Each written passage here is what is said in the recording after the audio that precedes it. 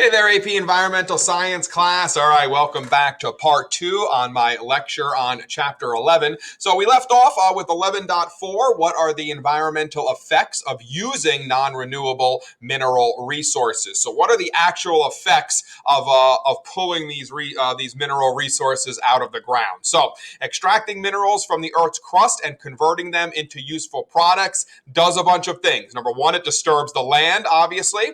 Number two, it erodes soil. We talked about in the previous part how important soil is. Well, when you extract minerals from the Earth's crust, you erode that soil. You produce large amounts of solid waste that then have to be deposited somewhere else. And unfortunately, you also pollute the air, the water, and the soil. So we do degrade a lot of the environment when we do extract these non-renewable mineral resources. So talking about these harmful effects in more detail, first we need to talk about the metal product life cycle. So basically the product or the metal product, the life cycle of these metal products. First we have mining, which extracts the mineral resource. Then we have processing, which kind of makes that mineral resource into more usable components. Then we manufacture or actually make something out of those mineral resources. And then we need to obviously at the end dispose of it. So that's pretty much the life cycle of metal products. So environmental impacts are going to be determined by an ore's grade, which again is that percentage of metal content. All right, we talked about ore, high grade and low grade ore in the previous part of this chapter. Again, high grade ore going to have a large percentage of metal content in the rock. Low grade ore, obviously, a lower percentage of metal content in that rock. So once again, this is kind of more of the kind of life cycle or how it works. First, we have the mining, all right? We pull out that metal ore. We then separate the ore from the waste material, all right? This is your processing, your smelting, all right? And then that basically melts the metal, and then we manufacture it into some type of product, and then eventually we discard that product. Hopefully, we recycle some of that metal back into the smelting and the melting mode here to then make a product. But that's basically the life cycle here of these minerals once we take them out of the ground. So we have a bunch of different type of mining techniques, and all of these techniques obviously have their positives, but also in many instances have their negatives. So the first is called surface mining. So what do we do in surface mining? It's just that we remove shallow deposits of mineral resources. All right, shallow meaning they're right on the surface. Okay, the overburden deposited into spoils, basically waste material here. All right, so that's basically surface mining. Surface mining actually isn't the worst type of mining because again, you're just removing stuff from the surface, from the shallow areas, but obviously there will be some waste material. We then have something called open pit mining, which basically is what it says. You have a huge open pit, all right? People go down into that open pit and extract the mineral resources. We then have strip mining, all right, two types, area strip mining and contour strip mining. And we'll show you a couple of pictures of those in just a second. And again, strip mining is what they sound like, all right, just stripping an area, okay, and mining it, all right, in kind of like in strips, all right, mining them in strips, all right. So in essence, this is waste material. So this is surface mining, all right, and this is some of the waste material that you can get from surface mining. This is from mining potassium salts in Germany, all right, and again, you get this huge mound of waste material that then has to be discarded or put somewhere. So again, one of the issues with surface mining. Here is your strip mining. All right, this is strip mining of gold in Canada, and you can see how, all right, basically things are just stripped down. All right, that's basically strip mining, just kind of stripping down through the ground to find that gold. Okay, and again, this is actually in Canada. All right, this is strip mining in Canada. This is your contour mining. Okay, so contour mining a little different. This is your contour strip mining, and in here you kind of see it kind of digging down. You got a high wall, coal seam. This is your overburden or your waste material. All right, here's another coal seam. So we go down in here, we pull out the coal, and then you'll have the spoil banks where here you'll have, again, more of the discarded waste. And then what'll happen is they'll find another contour down here. They'll cut into that to get more coal, et cetera, et cetera, et cetera. So that's a difference between your strip mining, all right, which is just stripping off layers here, and then your contour mining, where you're kind of making contours down through the land here to extract your mineral resource. But obviously, as you can see from these pictures, none of this looks good for the environment, right? So all of these types of mining has their disadvantages, has their environmental degradation. We have mountaintop removal. That's another type of mining. And I think you could probably just imagine removing the entire top of mountains, probably not good for the environment.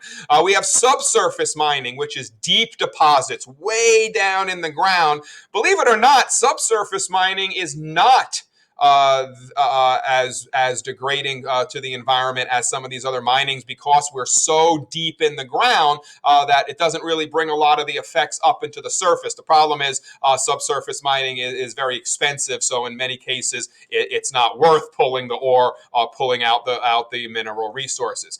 Potential problems: subsidence. That's when stuff sinks. All right, obviously health hazards for miners. All right, I don't know about you. I would not want to be a miner. That's why I kind of find it, again, I try to keep this politically correct, but when we talk about, when people say negative things about going to wind power, for instance, and you hear people talking about how it's horrible to work on a wind farm. I don't know about you. I'd rather work on a wind farm than in a coal mine, right? I mean, to me, working on a wind mine, if we can get all our coal miners to transform and work in windmills, I'd rather have my son or my daughter work on a wind farm than in a coal mine. But again,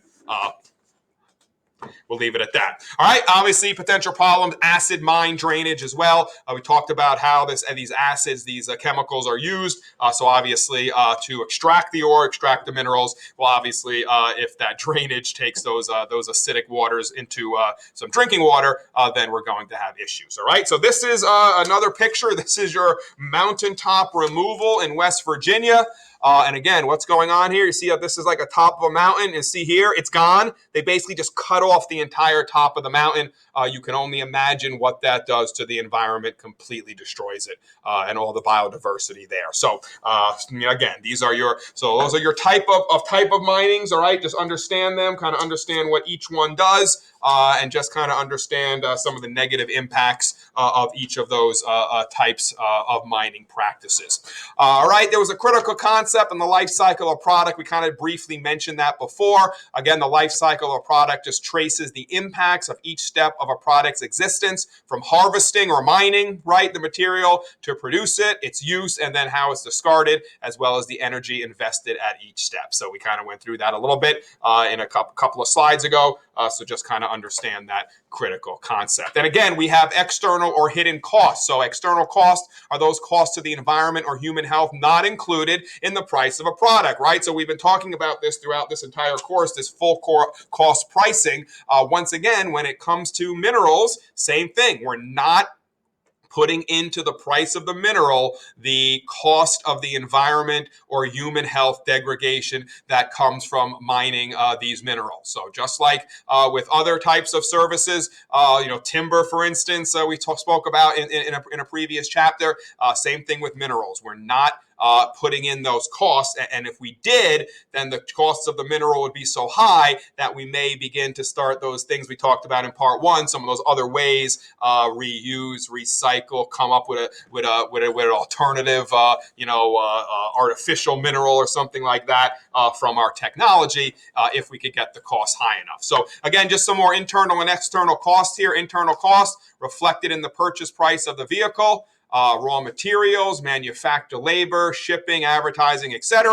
External costs paid through taxes, increased health costs, loss of ecosystem services, loss of habitat at metal mining sites, cleanup of contaminated sites, air pollution, impacts of climate change, etc. All right. So again, we definitely include the internal costs, but really not including the external cost. And again, this is what we should be doing for that full cost pricing to hopefully make things too expensive. And then obviously when things become too expensive and when companies aren't making as much of a profit, then obviously they find other solutions which could potentially help the environment. So that's kind of the way we want to go. So again, just talking about more of these harmful environmental effects from removing metals from ores. Again, ore is extracted by mining or mineral.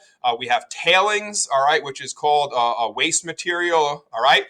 Smelting using heat or chemicals. All right, causes air pollution, water pollution. All right, remember that chart I showed you?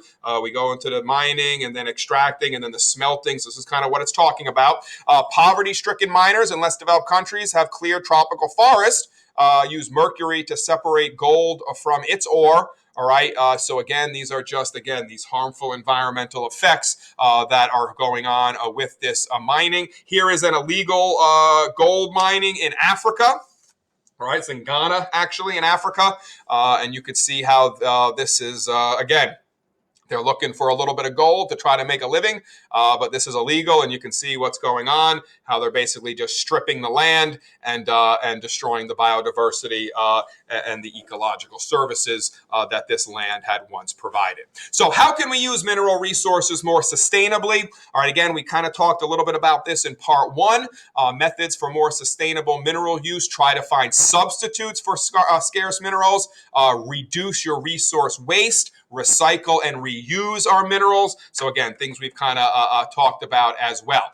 Finding substitutes. So a materials revolution, for instance, silicon, replacing some metals for common use. So again, try to find different things using our brains, using our new technologies like nanotechnology and high strength plastics, graphene and phosphorine. Okay, we'll talk about those in the next slide, but these are new technologies. There are substitutes for these mineral resources, these non-renewable mineral resources that we are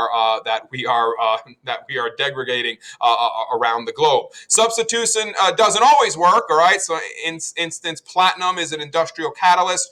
We haven't been able to find a substitute for platinum, but that doesn't mean that we can't. It doesn't mean that maybe someone in your generation will find that substitute. So we talk about graphene and phosphorine. All right. These are new revolutionary materials. So graphene is made from graphite.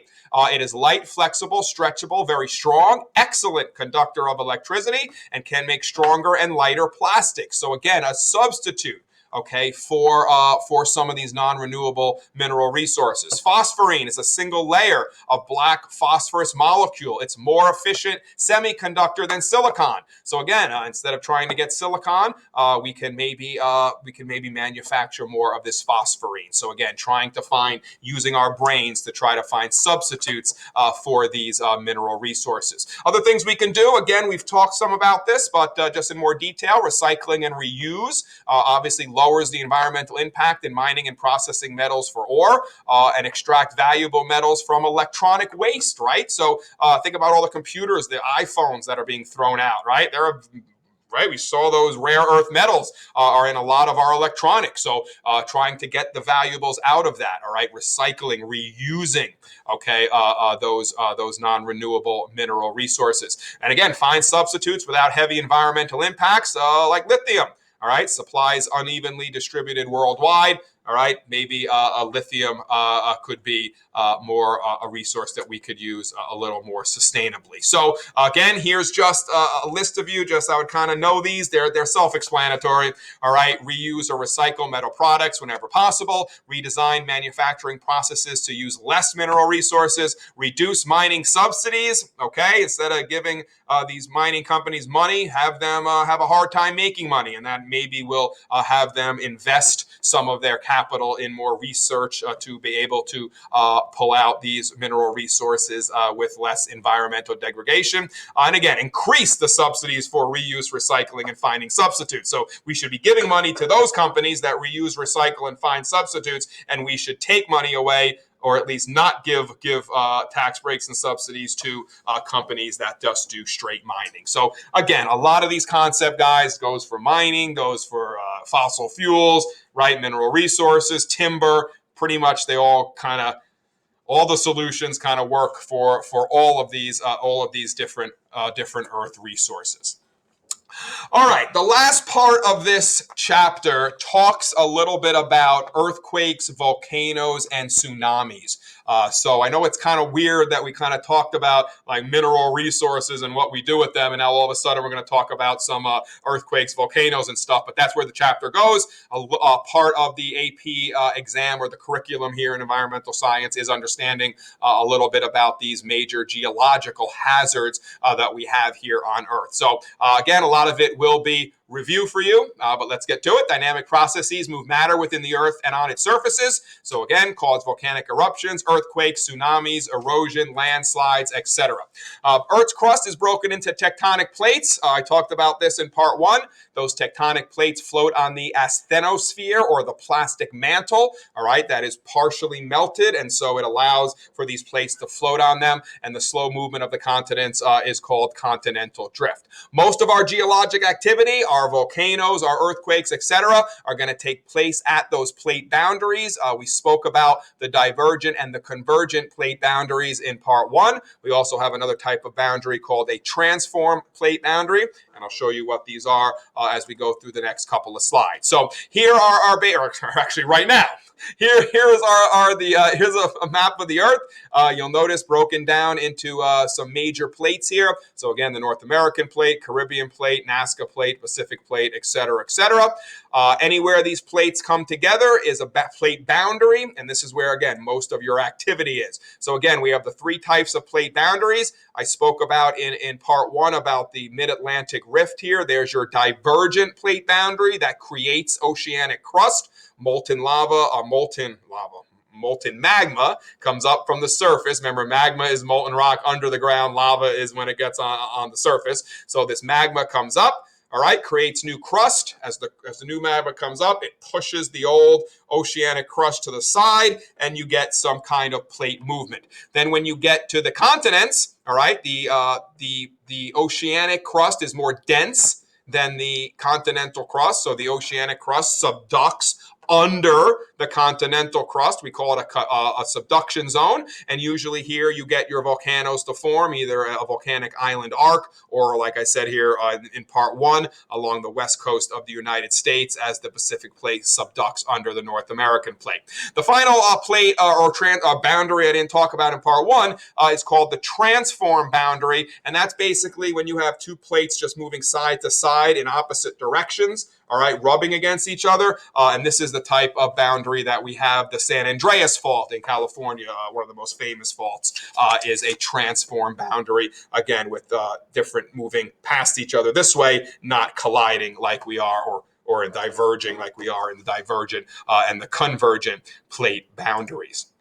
All right, so volcanoes, what are they? Well, they release molten rock from Earth's interior. All right, volcanoes, magma rising through the lithosphere, all right, reaches the Earth's surface through a crack or a fissure. All right, and what's the lithosphere? The lithosphere is the crust and a little part of the upper portion of the mantle. Volcanic eruption releases lava, hot ash, and gases into the environment. Volcanoes form majestic mountain ranges and lakes. They form the Hawaiian Islands, but they can also cause destruction. Also, the soil next to a volcano is usually the most fertile soil around because of this volcanic, this ash, this lava actually is like high in nutrient and actually begins that primary succession process and actually very fertile soil near volcanoes. This is kind of the yin yang of human living. Well, a lot of humans want to live near volcanoes because they're beautiful. They form majestic mountains. The land is very fertile, but obviously they come with their problems that they can obviously cause destruction. So again, just a couple of pictures here of how it works. Here's your upwelling magma, your fissure, all right, and then you basically have your eruption cloud, and again, some extinct volcanoes, et cetera, et cetera. All right, so these are just some of the hazards: landslides, mud flows, lava flows, ash flow, acid rain, an eruption cloud. All right, these are some of the hazards that you can get with a volcanic eruption. Next hazardous that we're going to talk about, next hazard are earthquakes. All right, so an earthquake is a breakage or shifting of rocks. It occurs at these faults or at these plate boundaries. They produce seismic waves, which are vibrations in the crust. All right, the crust actually vibrates, and that is the earthquake. The focus, again, just some terms to remember from earth science. The focus is the origin of the earthquake. The magnitude is how severe it is, and the amplitude is going to be the size of those seismic waves. Okay, so those are just a few of your terms. We use the Richter scale. In most cases, there is something called the Mercalli scale, but that's more a damage scale. The Richter scale talks about the actual energy. So anything under 4, insignificant. 4 to 5, minor. All right, you'll see 5 to 6 damaging, and then obviously your major and your great earthquakes will be the ones over 8. Largest recorded 9.5 in Chile back in 1960. That's the largest one we've had recorded on planet Earth, even though the one that produced a tsunami back in 2004 in Indonesia was close. It actually got pretty close. So once again, here's just a picture of the San Andreas Fault. This is what it looks like. The east side of the fault is moving south. The west side of the fault is moving north. In about 30 million years, San Francisco will be next to Alaska. That's where California, or this part of California, is headed. This part of California is going to be up near Alaska, while the rest of California is headed to the south. And this is what the fault looks like here. This is your transform boundary, okay? Boundaries sliding, plates sliding past one another. All right, this is just a picture of the Haiti earthquake from 2010. And once again, just some other hazards from earthquakes, not only the shaking of the ground, landslides may occur, liquefaction can occur in sandy sediments that actually cause buildings to sink. And you could also get flooding in low-lying areas as well. Of course, here's your focus, all right, which is where the earthquake happened. The epicenter is the position on the surface of the earth directly above that focus. And then obviously the shock waves or the seismic waves go out from the focus. All right, so that's basically the anatomy of an earthquake and some of the hazards that go with it. Last thing the chapter talks about are tsunamis. They are earthquakes on the ocean floor. Tsunamis are a series of huge waves generated when ocean floor subtly rises or drops. They travel several hundred miles per hour, slows down as it approaches a coastline. There's your December 2004 Indian Ocean tsunami. Again, a magnitude 9.15, so it was up there above a 9. Over 230,000 people lost their lives. There was no warning system in place there. Basically, what happens, if you could kind of think about it, all right, and if you're I don't know if you take baths or go into a pool or in the summer or something like that, but basically take your hand under the water and go like this. If you go like this, what happens? It pushes the water up, and that's the start of your tsunami. So that's what happens on the ocean floor. You get an earthquake that goes like this and makes one part of the floor jerk up from the other, and then you get this wave to produce. All right, not all undersea earthquakes produce a tsunami. So for instance, a transform boundary under the ocean would probably not produce a tsunami. You need this kind of sudden rising or dropping of the ocean floor that produces these waves. In addition, if you've ever seen the horrible pictures of the 2004 Indian Ocean tsunami, or maybe the Fukushima one up in Japan that happened a little bit after this, it's not like the movies, guys, where it's like these big 50-foot waves that crash and kill the whole, go over the entire city. That's not what they're like. They're just pushes of water that never stop coming in. All right, so if you ever see some of these, again, you can Google 2004 Indian tsunami, and there's plenty of pictures. Some of them are horrible with people getting sucked in, but it's not this huge wave that crashes. It's just a push of water that continues to push inland and basically doesn't stop. And that's what these tsunamis are all about. There's that 2011 one, all right, the Japan tsunami that damaged the Fukushima nuclear reactor, killed almost 19,000 people. How do we detect tsunamis? Buoys in the open ocean and pressure recorders on the ocean floor. There have been a tsunami network that has been set up, so any little rise in an ocean, in the middle of the ocean somewhere, is detected, and then we can use mathematical simulations to see if that rise will indeed produce a tsunami when that wave ends up encountering the shoreline. All right, so once again, this is just kind of what I was showing.